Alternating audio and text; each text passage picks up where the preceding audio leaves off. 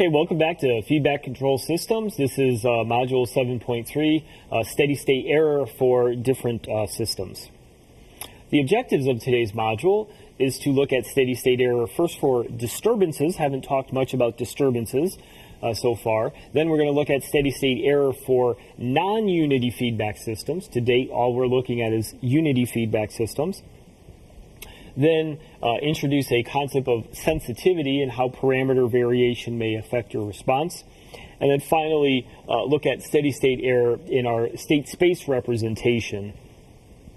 So first, looking at steady state error for disturbances. So what we've done here is showed a black diagram with a disturbance input in addition to our regular sort of control input. So again, a disturbance could be anything we model or maybe don't model. So that could be anything from sort of some random Gaussian distribution, white noise, or it could be in a physical system like our cruise control problem. Maybe RS is the desired speed, 70 miles an hour. CS is the feedback. The plant is the car. The controller is the cruise controller, etc. And we're riding on flat surface. But the disturbance could be, well, we hit a hill. And as we hit the hill, what that does is maybe slow the output speed down a little bit. And then so how does our controller react to accommodate that? Or it could be a headwind. It could be a variety of disturbances. So usually it's a good opportunity for us to test our controller and how it can handle a wide variety of disturbances, hopefully that we can predict. And then maybe some random ones that we may not be able to predict, but try to give it some stability or some steady state error. So with the disturbances, it gets a little bit more complicated, but I don't think too bad. We can look at our output CS here, write that as essentially looking at the two forward paths. So the first one is relative to our error signal. We could take our error signal times G1 times G2, that's that first path right here, and then plus, because we have the disturbance coming in this way, the disturbance times G2. So that output is based not only on the error signal between the input and the output, E of S, but also a path from the disturbance heading to the output and what influence that may have as well. So also we saw here, we could write the error in terms of the input and output, but what I'm doing is then rewriting it in terms of CS, so I can set this and this equation together and then basically solve for ES down here. I think that should be pretty straightforward for you to kind of go through that derivation. Again, as always, if there's a step you're missing, please don't hesitate to reach out with that. So we now have an expression of the error in terms of both the input and the disturbance with regard to both of the transfer characteristics, G1 and G2. One quick observation I will note is that the denominators for both are exactly the same. Numerators are different, but the denominators are same. That's an important observation. So as we've seen in previous modules, we can evaluate the steady state error using the final value theorem, first, again, assuming that the system is stable. So we'll start with that assumption. And so what we'll see for the input R of S term here, we can evaluate that limit right here, multiplying the error. So again, it's the error signal times S, so that's why you'll see the S up here, whereas before you saw the 1. And we'll call that the error due to the input R as time approaches infinity. And then we have the error due to the disturbance here on the right. We'll multiply this term here again by S. You'll see that S term right there. And then that will be defined as the error due to the disturbance. So both of these two errors added together would give us the total combined steady state error for our system. So we could look at the error due to just the disturbance here, and we could assume, for example, a step disturbance. So again, taking this equation up here and multiplying it with a value D of S, which is a step, so that term right there, notice that this S and this would cancel, and then essentially I'm left with that. So maybe let's just kind of write that out. I think it's getting a little confusing there. So our E here with our disturbance, as that time goes to infinity, we said is what? S, G2 of S, okay? And then in the denominator it was 1 plus G1 of S, G2 of S. So again, this was our definition of the error here, and then that was, again, times d of s. So just looking at the bottom, and yes, there's a limit here as s approaches 0. We'll get to that as we kind of clean up here. So if my d of s term is a step input, right? So if this is a step input, I'm going to replace that with the step input. And then what we'll see is this s and this s cancel. That's where we're at so far. And then, so I'll rewrite this down here. Okay, now I'll include, or I'll leave out the limit as well. And notice I'm left with G2 over 1 plus G1, G2. But what I'm now going to do is I'm going to divide both top and bottom by the G2 term. So the numerator will be just 1. This denominator will be 1 over G2S plus, once I divide this by G2, this will be G1 of S right there. So now what I can do is I can now bring in my limit function for each of this, and that's what you'll see right here. So again, I didn't include the negative sign here, and I didn't include the limits for each one here, but basically this is what we have sort of as a very quick derivation going from this step to that step. And when I look at the note there that just came up, the steady state error from the step input due to the disturbance can be reduced by looking at and analyzing this transfer characteristic right here. So we can either increase the DC gain of G1, right? By increasing the DC gain, what is that going to do? As this number gets bigger, forgetting this for a second, as this gets bigger and bigger, that's going to tend to have that error get smaller and smaller, the steady state error due to the disturbance. So that's one method. Again, increasing the DC gain of G1, or we can decrease the DC gain of G2. 1 over a smaller number, what does this term do? 1 over a smaller number makes this term bigger and bigger and bigger, and 1 over a bigger and bigger number makes this tend to be smaller. So we have an input. We can either affect the impact due to the disturbance either by the controller that we build, G1, or by modifying maybe the plant, if that's even possible, G2. So a lot of times we'll modify the disturbance steady state error maybe due to the G1 by having a higher DC gain of G1. Okay? So now, assuming, just to kind of use I'll say like a superposition technique, if we allow RS, the reference equals 0, and then just look at what the system impact is just due to the disturbance. So again, I will clear the ink here. So again, if I have my RS term equals 0 right here, I can then redraw this transfer characteristic down here where my step input is due to the disturbance, and really what I'm looking at here is my output error. So we can basically, through our block diagram manipulation, just redraw the diagram as shown here in the lower right corner. Okay? And so now what I want to do is sort of extend that and look at a steady state error for systems that have non-unity feedback. Previous slide we focused on inputs, where we have disturbance inputs. Previously we assumed in this feedback path that this was just 1. So sometimes that's not the case. We have a tachometer or some other sensor dynamics we want to model, and so we're going to look at it this way. So first of all, I'm also showing, beyond h of 1, I have g of 1 here. So sometimes I'll have some reference input, but that is going to go through some transfer characteristic as well. Again, it may be some filtering there or some attenuation or gain, etc.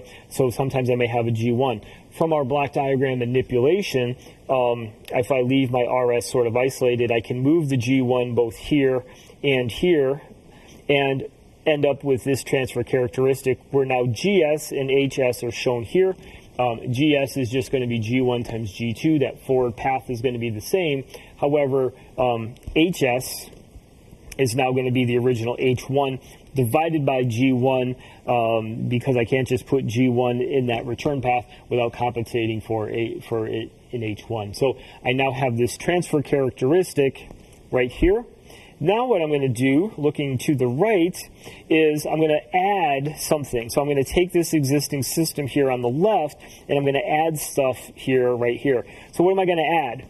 I'm going to add a unity gain feedback system, that's the lower line, and I'm also going to add a -1 feedback system. So both of these systems here have a negative sign associated with it. So for example, I'm essentially adding nothing. I'm adding a unity gain feedback system, and I'm subtracting a unity feedback gain system. So those two essentially will cancel out relative to that summing junction. But the reason I'm doing that is now what I can do is I will put this -1 into this H of S term as shown here, and then leave the unity feedback gain path as shown there. Excuse me. And then what I can do is take this system right here and rewrite that as a common transfer characteristic there, leaving the unity feedback path alone. And now I'm left with this system here. So I've taken a system that has non-unity feedback and make it look like a system with unity feedback through some block diagram manipulation. That's all we did on this slide, is some block diagram manipulation, and came up with this transfer characteristic as shown right here. Excuse me. So now I want to look at sort of combining these two, a non-unity feedback system with a disturbance. So first of all, our goal with all this analysis has been focused on steady state error here. And so the thing we look at for evaluating steady state error is we need to find our error signal E of S, multiply that by S, and then have S tend to 0. So E of S here, we basically are showing from this diagram here, using the techniques from the previous slide with some block diagram manipulation. Again, kind of leaving that as an exercise to you, just to extra practice that block diagram manipulation. We're going to get an E of S transfer characteristic that looks like the following. This term as a function of RS, and then this term as a function of DS. So looking at this steady state error, again, relative to either our step input RS or our disturbance input DS, as shown here, we can first assume that both the RS and DS are indeed step inputs, 1 over S, and essentially do this solving for them as shown right here. So this RS and this DS, we could substitute in a 1 over S, and essentially what that does is it will cancel that S in the characteristic, and so we can kind of continue with this analysis right there, assuming again the step inputs cancel that S in that final value theorem. Okay? So now what I'm left with is essentially what's left over in this characteristic and this characteristic as shown here.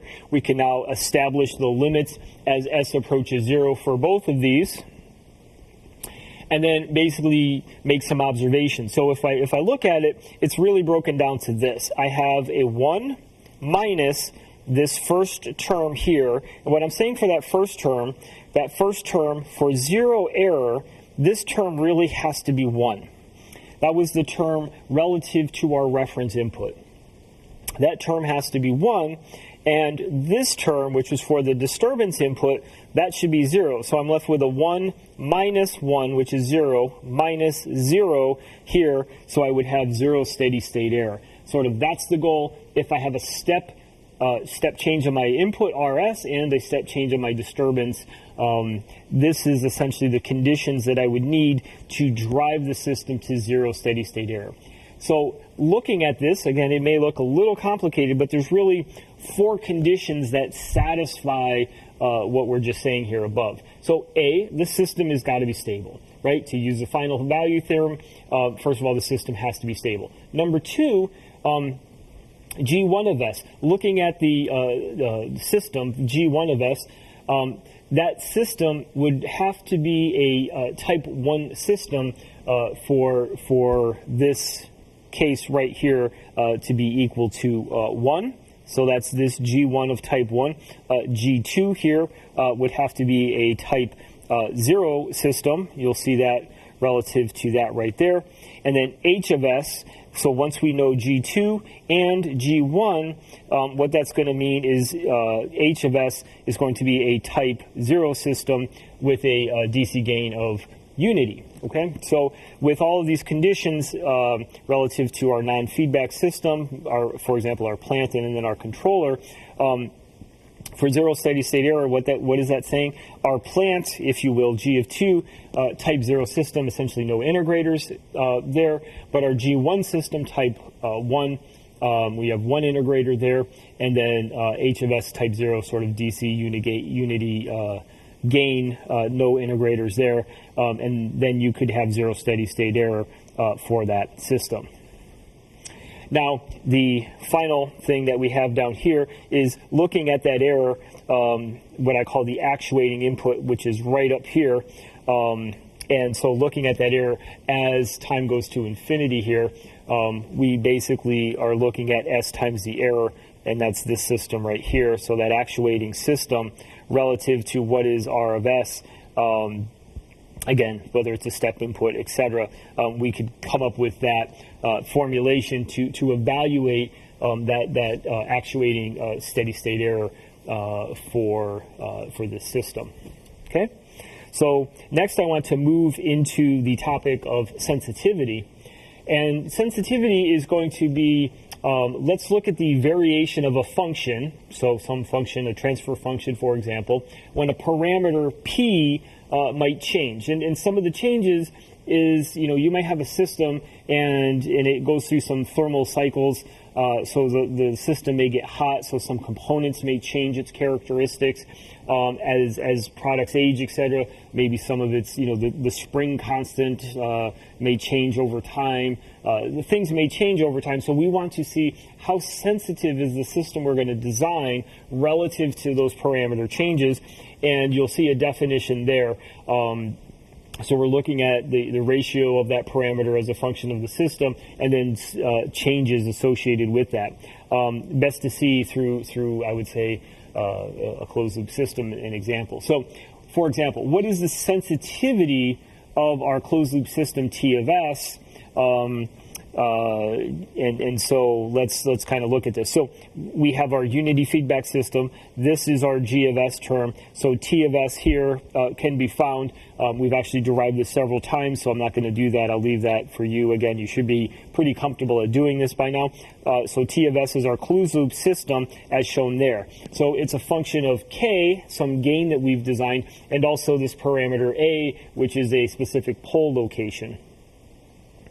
Now, if we are interested in the sensitivity of that closed-loop transfer function due to this parameter A, which could be a pole in the system, again, that might be some pole, some RC constant in a system, where again maybe that changes with temperature or some age, etc. And so that's our goal. That's what we're looking at. So based on this formulation here, the function f is going to be t, and the parameter of interest is going to be A. So we're going to write A over T, and so our parameter is A, our closed loop transfer characteristic T, so A over T, and then we're going to look at what is the change of T with regard to A. So I have this transfer characteristic here, so I'm going to take that and take the derivative of that with respect to A. So I need to evaluate that characteristic, and that's what this part is right here. That part is the change of that closed loop transfer function T with regard to the parameter A. So there might be some calculus you need to remember there. The derivative of U over V, where the parameter of interest is in the denominator, and try to figure that out. I'll again want to leave that to you. If you do have questions on that, please reach out and we'll walk you through that. So now I just have this. I just multiply this together, essentially collect terms, and what you'll see is this K cancels this K. I'm left with negative AS in the numerator, and then this term right here cancels one of this, and I'm left with just that base term right there. So that would be essentially the sensitivity of that transfer characteristic to that parameter A. And so we could use that as a sort of as a figure of merit to see how that may vary in our system. Next, I might say, hey, I'm looking at, first of all, the steady state error for this system, and let's assume it's 1 over kV. Why am I assuming that? Well, I have n equals 1 here. N equals 1, s to the 1. I have that 1 integrator there, so n equals 1. So I'm looking at a 1 over kV sort of steady state error based on that system type of 1. Okay, and so that steady state error associated with that by looking at my characteristic here is going to be A over K. And then I can calculate the sensitivity of that steady state error due to this parameter, in this case our gain, our parameter K. And so what is, let's clear some ink here.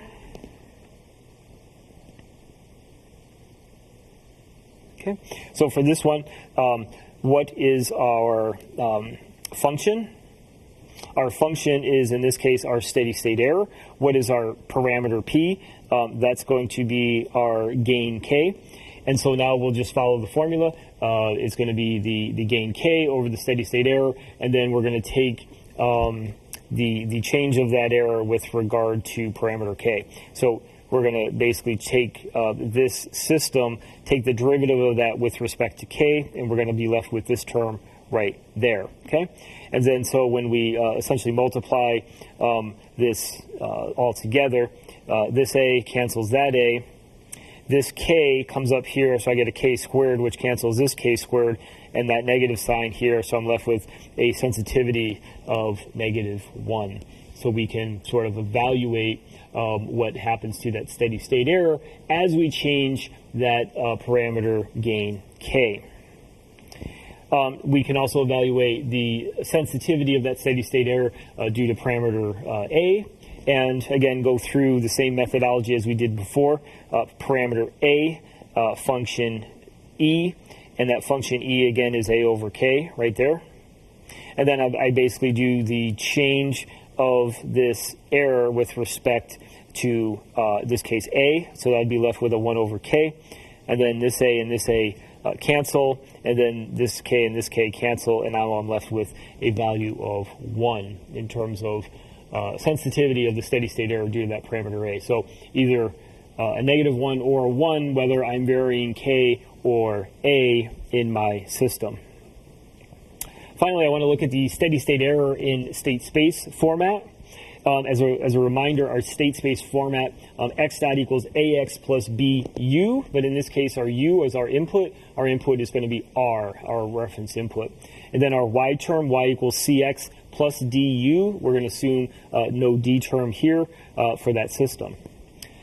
Given our state space representation, our Laplace transform relative to our error signal is as follows. Our E of S, again, is our input, R, minus our output, Y. That's going to be our error in Laplace form. What is Y? Relative to our generic transfer characteristic, our output Y, let's just draw this here. Remind ourselves we have an RS, which is our input, and if we have TS, which is our closed loop transfer characteristic, and then we have our CS, our output. Okay, and essentially, so this is the second equation here. And again, if I did not draw this in a closed loop fashion, I could also draw it in an open loop fashion. So let's just draw that down here for the open loop case. So in this case, I'd have some reference input, maybe a plus minus unity gain feedback term here. That would be my error. Okay, this would be my G of S if I were to think about my plant here. Okay, and then this would be my C of S term, or again, we are sort of mixing and matching C of S, Y of S. They're basically the same term, just as this R of S is also our U of S input. So depending on our preferences, please note these equivalences. Our U, our input, is also our reference input, and then our C and Y, these are also basically the same. So exactly equivalent systems as we show here. And then so as we're looking at here, we could look at, again, this error E is just the reference input minus this Y output, or in this case, looking at it from a closed loop perspective, our Y is just R times the closed loop characteristic. We could then kind of set these two equal to each other, substitute that YS term into here, and then solve for this E of S as shown there. And we can remember from our state space analysis that our closed loop characteristic T of S, it's this value right here. C times SI minus A inverse times B. So basically from these terms up here, once we know those inputs or those characteristics, we could solve that characteristic down below and then calculate our steady state error based on that. We could then use that to apply the final value theorem, S times that characteristic of the error, and then what we would get relative to this is basically just multiply this by S, both sides by S, and that's what you're going to get down here. And we're going to look at what happens as S approaches 0 to find the steady state error. So let's look at an example, a third order system. So 3 state variables X, and we have our A matrix, our B, and C vectors as shown there. So the steady state error here, it's again this characteristic down here. And what we're going to do, it's 1 minus this term right here. So that term represents this entire C times SI minus A inverse times B. Notice, given A, B, and C, we're not walking through every step here. We're giving you the final result. Anytime you have a worked example like this here where I don't go through the steps, it is imperative that you take these actual variables, go through it yourself, verify that you get the equations that we have here. Again, if you can't do that at this level, this is something certainly on an exam, a homework, etc., that you will be responsible for. So the more practice you get, I think the better. So please see if you can take that advice. So once we get that, we can now rearrange this, get a common denominator, and take it with this -1 to get this formal equation that we show here. Okay, and then if we look at that as S goes to 0, for example, if we have to evaluate, well, what R of S are we interested in? So the first case, if we have a step input, 1 over S, notice that S and this S will cancel, and then all I need to do is for all of my S's set them equal to 0, and I'm left with 16 over 20, which is the same as 4/5 or 0.8. So for a step input that goes 0 to 1, my steady state result would end up at 0.8. So I would have some steady state error. Some steady state error. If the error is 0.8, it would actually go up to 0.2. The error itself would be 0.8. Sorry about that. And then, or I could look at for RS equal a ramp input 1 over S squared. So notice now relative to this S, let's clear that ink so we can get back here. So now for a ramp input 1 over S squared, notice I have 1 S here, which would cancel with 1 S there. And now as S goes to 0, I'm left with 1 over 0, which would make that error go off to infinity. So by looking at this system, here, notice this looks like a type 0 system, so S to the 0, which is 1. I don't have an S term, so that again looks like a type 0 system. So for a step input, I do have error. Again, type 0 system. Okay?